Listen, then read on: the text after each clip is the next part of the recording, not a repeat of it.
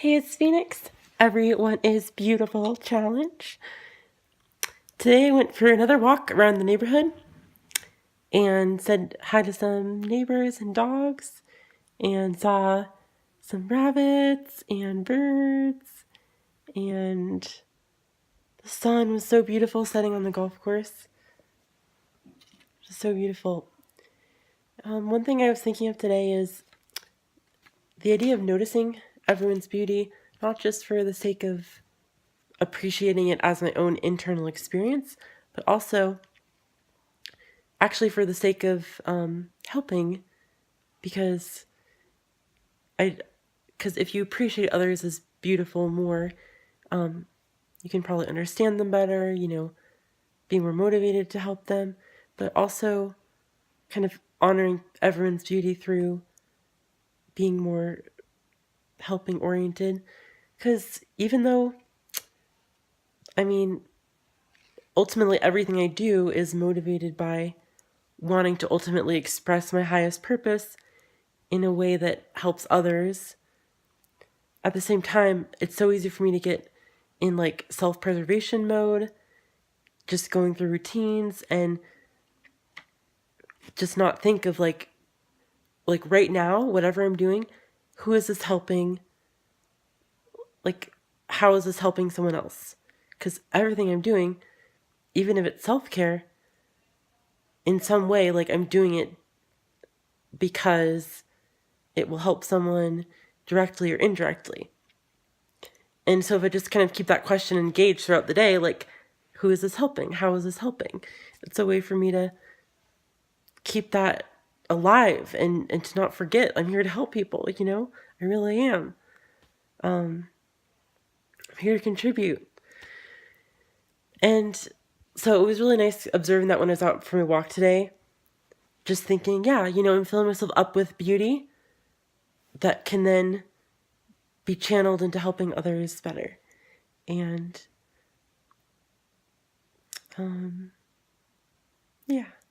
And then after that walk, I had a much better conversation at home, and it made me realize the idea of everyone being beautiful and everything I see when I'm out for my walk being beautiful can carry over to whatever else I'm doing. Like if I'm having a conversation where ordinarily I might get bored or just tune out, if I recognize, obviously the people in the conversation as being beautiful, but by extension, like every conversation topic is being beautiful,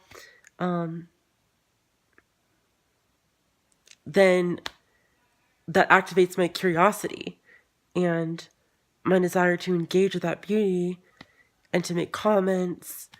And I was just really unexpectedly talkative today in a situation where I usually would not have been. So that was really good.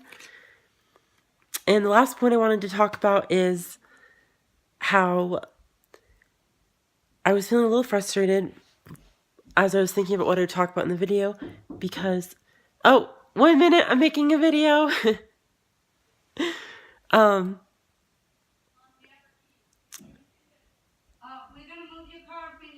Okay, move my car. It smells really bad, sorry.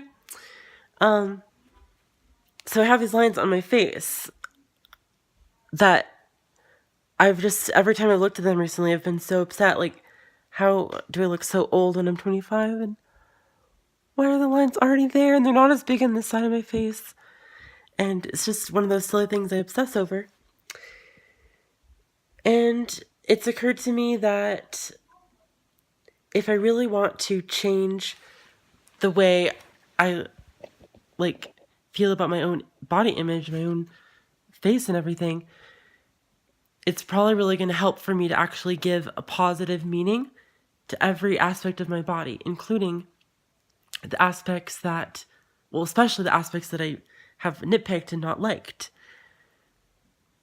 Because right now it's frustrating. Like, I'll kind of feel fine, and then I look at my face, and it's like the longer I look, the more faults I find, and it's so hard to stop myself from doing it. But I think if I can really take the time to go over everything that I don't like about my body and give some kind of positive significance to it, then that could really help. I don't know if I already talked about this, but like, for example, I have, do you see that?